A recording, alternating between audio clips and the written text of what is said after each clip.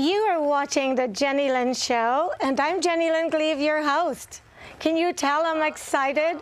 I'm on fire tonight. I have another amazing guest. Her name is Jillian Ogle, and she is the CEO of Let's Robot. Let's Robot, Jillian. Hey. Thank you for coming. Thank you for having me. Oh, I can't wait. I feel like a kid in a candy store with all these robots. So let's begin. Which one are we going to start with? Well, first of all, tell me how you got started building these robots. Oh, well, I wanted to, so my background is in video games, and I used to work for Disney Interactive, and before that I was an artist, and you know, I started this project because I actually wanted to make like the first, world's first like interactive live TV show.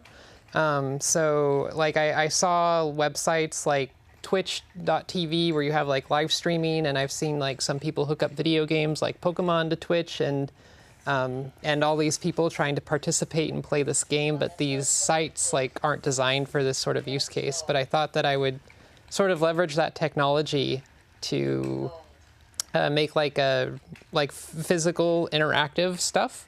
So I started by making a robot that was like controlled by people on the internet. That was the first robot I built 3 years ago. And that's exactly why I learned to build robots at all, is because I wanted to make internet-controlled robots. And then I would make like adventures for them and make mazes in my living room and dungeons out of cardboard and foam. And then now it's evolved into more things. Wow! How many have you built? Robots that I built myself. That you interact, that they use the internet to interact. Oh, I've probably made a couple dozen myself over the last 3 years. And like the first few robots I made were like very kind of specific characters because I was trying to do more of a show thing. But now it's like I'm trying to kind of standardize the technology and make it available to other people and sort of make up for the shortcomings that some of these other platforms have for like real-time interaction. Wow. That's all I can say is wow. I know they have names. Yes. So there's one running around right now and speaking to us. Yes. What's his or her name? Do they have sex, or they just have names? They just have names. Okay. We always make jokes about assuming genders of robots. Yes. Because, you know, they're robots. Right. But yeah, this one's called Tellybean, and so a Tellybot is sort of kind of a series of robots that I started designing that were made for interactive live streaming. So Tellybean is one of them, Bitsy is one of them. That one has a gripper, this one doesn't. So they're just at various stages of development. And then like a bunch of these robots have, you know, they can go live on the platform, but you know, our internet's limited right now, so we got one running right now. How did you come up with the names? Why did you pick Tellybean? Oh, so this one was actually originally designed to go to a live streamer named Mr. Bean, and so we just gave it the nickname Bean, and then there's like a whole story there. I did eventually send him a robot. It just ended up not being this one. So random people log on to the internet and control them. Yeah, so like Let's Robot is sort of a open telepresence platform. Yes. So anyone can make a robot that live streams to the internet. They can add their robot to the platform, and anyone from anywhere can just log on and play with it. So like you can just go and control robots online. There's different kinds of robots, like somebody just hooked up like a claw machine. Yes. So you can like pick up toys, like there's some people that made tanks. We hooked up one today that was like a Nerf gun turret. So like we were trying to work today and getting shot in the face with Nerf darts. And yeah, people have been like super creative. And one of the things that really differentiates the platform is that you know, it's not one person controlling any one robot. So we've made like a dynamic voting system that allows for like dozens or hundreds or thousands of people to all control like a single robot and not have to step over each other too much. Yeah, because I was going to ask you, if random people are logging on and controlling it, what if 10 people are trying to play with the same robot at the same time? We have like a real-time dynamic voting system, and you can basically see what everyone is trying to do. Like, and the robot is just taking, like, we have some algorithms, right? and you can see, like, based on everyone's input, like what the robot decides to do. And, you know, you could see what everybody else is doing, so that sort of informs you like what you want to do, right? So it's a little bit like so we've made a little bit of a game out of the control, right? So if I want to go right, but everybody's sort of going left, like I'm going to go way more right, you know, to try to overcorrect, right, in order to like influence the robot more, like that kind of stuff. That is so amazing to me. So you said you've made like a couple dozen of them so far. How do people know when you have a new robot? Well, the place things are right now is that we're actually trying to build our platform out for other robots. So it's less dependent on me building robots. So the robots that I build now are these like telebot prototypes, and they go to people who don't know how to build robots but want to have like a robot running around their house, sort of like an internet pet, right? And So we've been trying it out with like people who do live streaming for a living.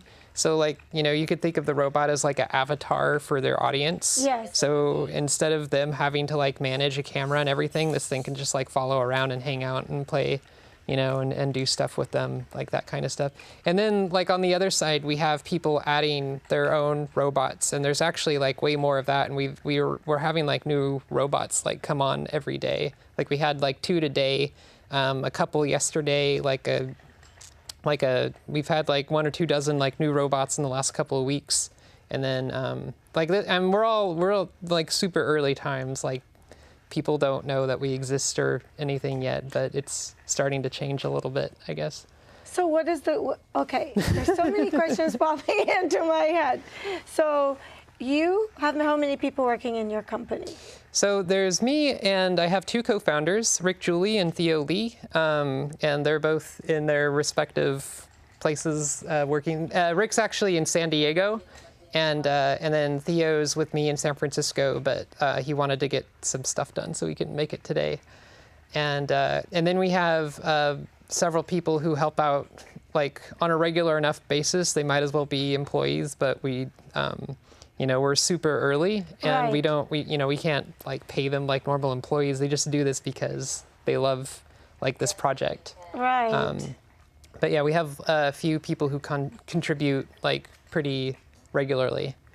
So each robot looks different. That one over there looks like a camera mounted on something. Yeah, so tell me the story with that. Oh, this one down here is called Cami. So this is basically just a camera that is controlled by people, and then it also can talk to me and hear me at the same time. So like I'll be working, and then this camera can just be like, oh, like what's that? That's interesting. Like, and then, you know, sometimes it'll go and it'll talk to the other robots in my room, and you know. What is it like to live in your house? It's pretty interesting. Tell me, all these robots speaking to each other in the middle of the night? Not in the middle. I usually have them on during the day. So I live in I live in a bedroom in San Francisco. Right. So there's only so much tolerance for live streaming robots. My co-founder Rick, though, he has so his robots are a little bit larger than mine, but he has them on 24/7. And just due to the fact that they're kind of big, like they've sort of like wrecked his living room. But he has at least 2 or 3 robots on it at any given time, like 24/7, and they're just like in his living room, like hitting each other or messing around like all day or knocking on his door. That is so funny. So what is the goal, the eventual goal of your company?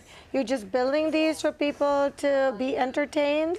Yeah. Or are you planning to build any that will make life better apart from entertainment, like fetch the milk, sweep the floor, anything like that?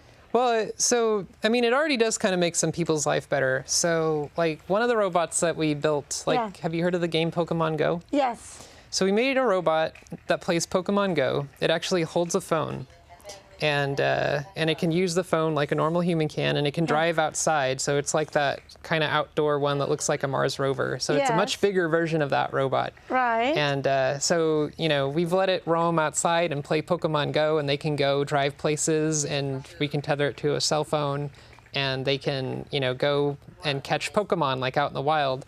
And when I was running that robot, like during the course of that, I got an email from somebody who was, playing with the robot. And he's like, thanks for turning this robot on. And I never had like the opportunity to play this game because I'm disabled and I can't go outside and, play this game and participate like everyone else. So thank you for like giving me access to this experience. Oh, that's so neat. Like aside from like kind of the interactive fun, it's also a way to make things like more accessible to people in general, right? So they can, you could log onto the site right now and there's robots like all over the world, and like, you get hang out in somebody's house, people take them outside, hang out in the car. So if somebody had their robot, like they were driving cross country and they were just had their robot on yesterday and they were just like talking with their robot and the robot was like in the back of the car just like driving around, like, that kind of stuff. It's sort of interesting to see like the kind of things that keep popping up. Right. So I am looking at this one. Each of them, you started them from nothing, because I used to have a boombox that looked like the Jillian. Mm-hmm. So when you first showed up, I thought you just took one of those boom boxes and added some more features to it. But you built it from nothing.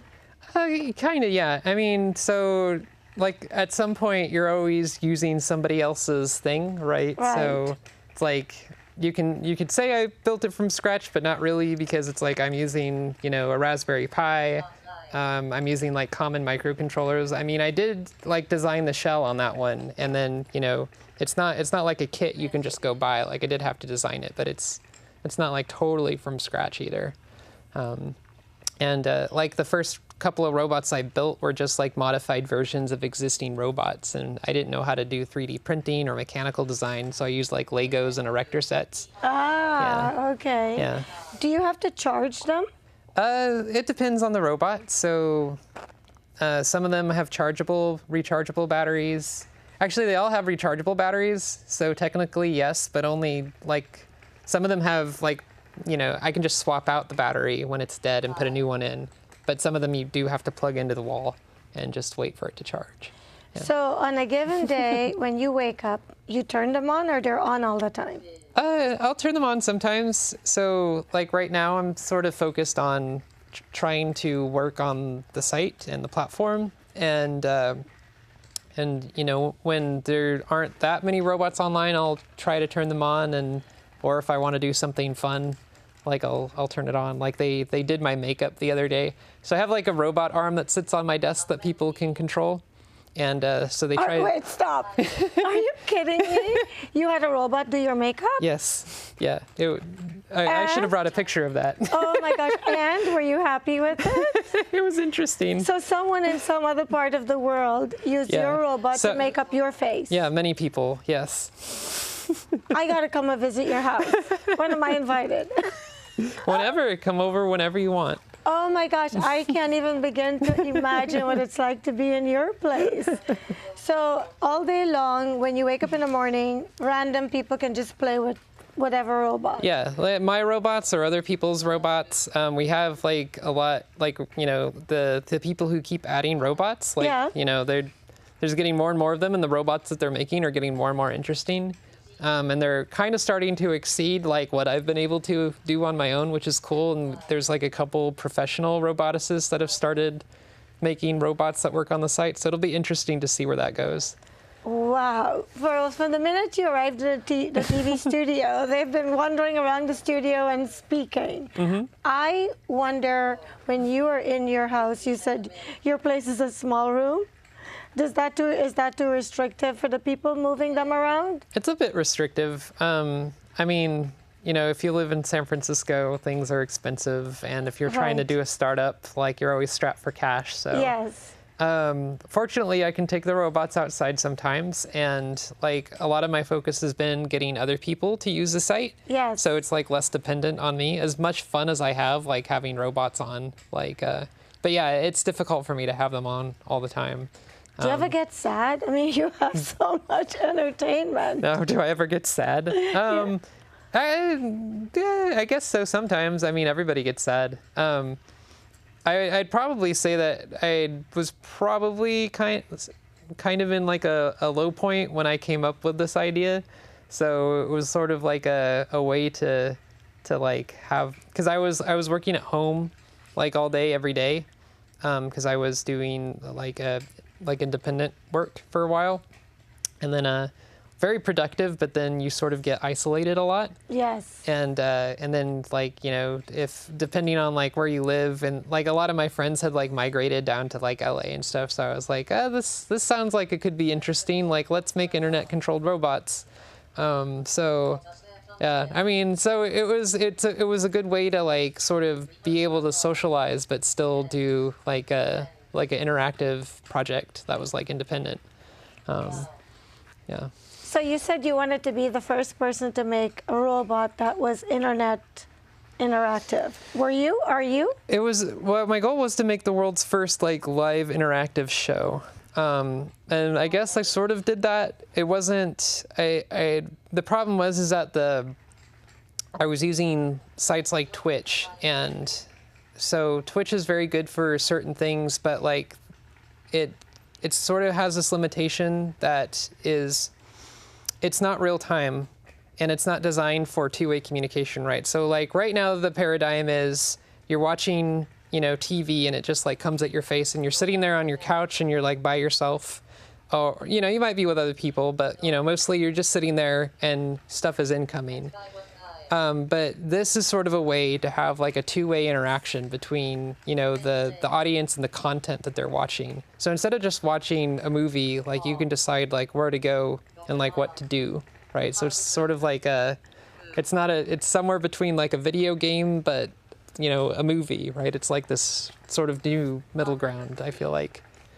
Yeah. Do they ever sneak in your bathroom when you're taking a shower because people can see you? Well, I mean, you have to take precautions. I'm sure that they would if I let them, but Yes. I'm always very careful.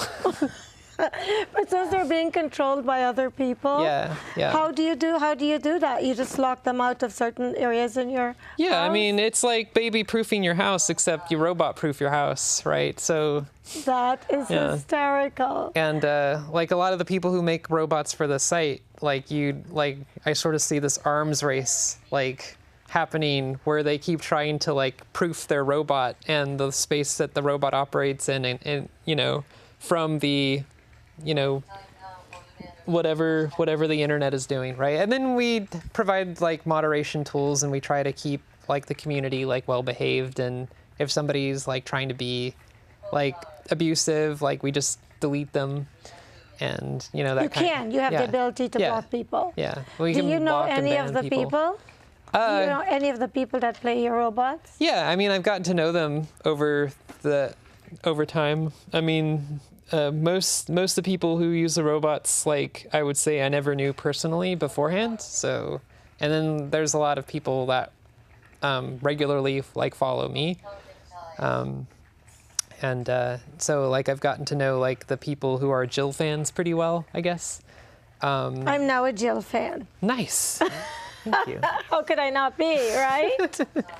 So I wanted to ask you, I wanted to ask you this question. I didn't want to interrupt you. And now I can't remember what it was. I'm sure it will come back to me.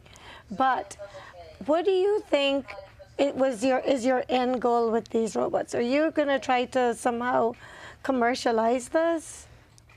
It more or less is slowly getting more, you know, commercialized. It's like we're trying to make like, you know, basically a live streaming platform. So it's a content distribution platform for this kind of technology. As far as I know, it's the only one of its kind.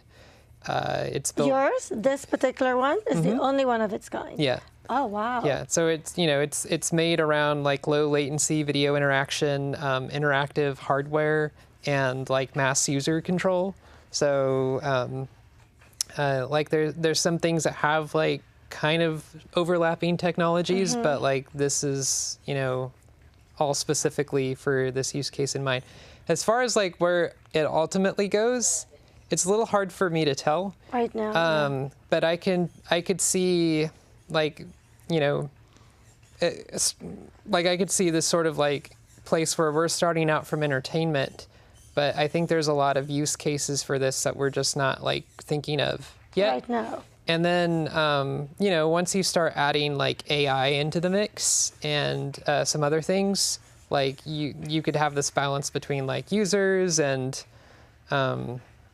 like other people, or yeah, users and AI, and you know, probably do some pretty sophisticated things. I guess kind of the main thing is like this concept of like crowd presence. So like imagine if there was like a rock concert and you had a bunch of robots like running around and they're scanning the whole place in like real time in 3D, and you could just put on like a VR headset and you could be there and you can, you know, see what all these robots are like building out, and yeah, it'll be interesting, right? Maybe you Yes. should make one that can wander around these concerts and scan for guns and Oh yeah, maybe. stuff that shouldn't be there. I mean, that would be awesome, right? Yeah, like we've already had a lot of people sort of asking us like, hey, can we like have a robot that like does X? I'm like, well, yes, of course. Like you can ask the users if they can do X for you, right? It's like you could certainly hook up a Roomba to our platform. I think we've had one person that does that, and you know, and then you could have a super intelligent Roomba or a lawnmower or a, you know, a beer go-getter robot. I don't know. Yeah. Yeah, You love it? anything. I mean, and it's not just robots. It's like, you know, IoT, like anything hardware, devices of any kind, drones, Yes. like that kind of stuff. And since everybody is going AI, I'm sure you're going to have a lot of connections with them eventually. Yeah, Some like form of AI. yeah, right? like people are already in our forums like discussing hooking up like Google Cloud Vision API and like doing some fancy object recognition stuff. And yeah, I have a few things in mind down that road too. Simply amazing. So you have people from all over the world, though, not just the US. You have people from the UK and everywhere. Yes. That is so wild. They just log on to the website and they're playing with your robots in your house. Or anyone else's houses. Or anyone else's houses. Yeah. And when you have to take them anywhere, the main thing you need is Wi-Fi to Yeah. get them to work, as we learned tonight. Yes, yeah. Ah. So yeah, when I take them with me, like this one's tethered to my cell phone right now, because that was super simple to do. They're trying to climb my leg. You're not allowed to climb my leg. I'm surprised they haven't been trying to grab our feet this whole time. I know. So those other two, the one I'm looking over there that looks like a big truck. Oh, The one way over to that oh, side. Roxy. Yeah. I know we can't reach her because our microphones will fall off, but Oh, yeah. tell us a little bit about Roxy. Oh, so Roxy I made after a Mars rover, and Thought it looked like a rover. yeah, I mean, I wish I could. Well, I guess we're tied to the thing, huh? But yeah, like I would. Can we grab the robot? Can somebody grab the robot? No. 1 second, Jim's gonna get it for us. All right. But Yeah, Jim- you just pick up that thing and give it to me. yeah. Yeah. Yeah. Can you Thank scoot you. this one over to Jim? Thank you. Thanks, sweetie. Thank you. So that's the rover. Yeah, we had a little accident and its head fell off. Otherwise, I would have had this one on. We had a decapitation here today, huh? Yeah. No, it's like one of the screws that holds it into this mount like broke off. So Okay. that's what happened. But yeah, like, so this one I designed after a Mars rover. Uh-huh. So it has like a full differential steering on each wheel. Wow. And it has like a counter rotating like bevel gear rocker Yes. apparatus, and it's all 3D printed. Yeah, the head's falling off. And I Yeah. designed it to like fit around its battery, so its whole body was designed to fit around this like big old fat LiPo battery, so it actually lasts a long time. How old is that one? This one's 2 years old. Oh. So this one I made a while ago. One of your first ones. Yeah. So Okay, and then this one. Did her friend come back with the? Oh, okay. This one here. You want to tell us about this one? that's Jose's robot, and so this is actually another. So this robot was made by one of my co-founders. Okay. So this is called the Big Time Alpha, Okay, and kind of the main feature of this one is it has a huge fat battery on it and can just basically be on for about 24 hours straight before it needs to recharge. And then he put a tripod on this one so it could be like at human height, so it'll drive around, but like, you know, we can raise the camera up and like actually interact with people at like a human level. And he took one of these, he was hanging out with this robot the other night, and took it with him to the grocery store to get spaghetti. And they had an adventure with spaghetti and the grocery store, and like we got a some YouTuber came on named Plexiate, and like he made like a video about the whole adventure, and then it like sort of went viral, and it got like tens of thousands of hits. Wow, what a way to get attention. Take one of these to the grocery store, right? We're running out of time. We're almost down to 2 minutes. What haven't we covered? I want to make sure we covered everything. What haven't I asked you that you want to leave with the viewers?